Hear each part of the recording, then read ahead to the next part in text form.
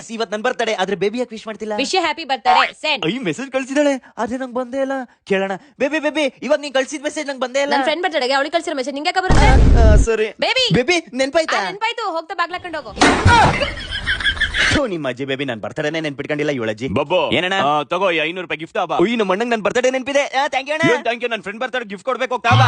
ಸರಿ ಇವ್ರ ಅಜ್ಜಿನ ಬಡಿಯ ತಾಳು. ನನಗೆಲ್ಲ ಗೊತ್ತು ನಿನ್ ಫ್ರೆಂಡ್ ಬರ್ತಾರೆ ಇದೆ, ಅದಕ್ಕೆ 500 ರೂಪಾಯಿ ಬೇಕಲ್ವಾ? ಇಲ್ಲ ಅಣ್ಣಿ, ನೀನ್ ತಪ್ಪು ತಿಳ್ಕೊಂಡಿದ್ಯಾ. ಹೌದಾ ಪಾಪ ನನ್ ತಂಗಿ ನನ್ ಬರ್ತಡೇ ವಿಶ್ ಮಾಡಕ್ ಬಂದಿಲ್ಲ ಅನ್ಸತ್ತೆ. ಏನ್ ಹೇಳಿ ಚಿನ್ನಿ? ಅದು 500 ರೂಪಾಯಿ ಎಲ್ ಸಾಲ ತಣ್ಣಿ 1000 ರೂಪಾಯಿ 1,000 ರೂಪಾಯಿನ ಅಲ್ಲಿ ಇಟ್ಟಿದ್ದೀನಿ ನೋಡು. ಎಲ್ಲಿ? ಇಲ್ಲಿ ಇನ್ನೊಂದ್ಸಲ ಬಾ ನಿಂಗಿದೆ. ಅಯ್ಯ ಅಮ್ಮ ಅಮ್ಮ wish happy birthday. Thank you so much ಅಮ್ಮ. ನಿಂಗೆ ಯಾರು ಹೇಳಿದ್ದು? ನಾನು ನನ್ನ ಫ್ರೆಂಡ್ ಬರ್ತ್ಡೇಗೆ ವಿಶ್ ಮಾಡ್ತಾ ಇದ್ದೀನಿ. ಅಯ್ಯೋ ಮಾಡು ಮಾಡು. ವಿಶ್ ಹ್ಯಾಪಿ ಬರ್ತ್ಡೇ ಕಣೆ. ಏನು ಮಾಡಕಲ್ಲ ಇಷ್ಟೇ ಪ್ರಪಂಚ. ಮಗನೇ ಇದ್ಯಾಕೆ? ಹುಟ್ಟಿದ ಹಬ್ಬ ಅಲ್ವಾ, ದೇವರಿಗೆ ಅರ್ಚನೆ ಮಾಡ್ಸಿದ್ದೆ. ಹೌದಾ? ಇವತ್ತು ನಾನು ಇಷ್ಟಪಡುವ ರಮ್ಯನ ಬರ್ತದೆ, ಅದಕ್ಕೆ ನಾನು ಅರ್ಚನೆ ಮಾಡ್ತೀನಿ.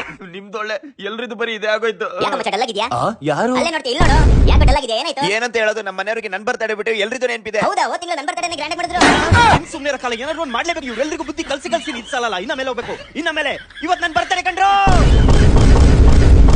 ಬೇಬಿ ಬರ್ತಡೇನಾ? ಒಬ್ರಾದ್ರೂ ವಿಶ್ ಮಾಡ್ರು.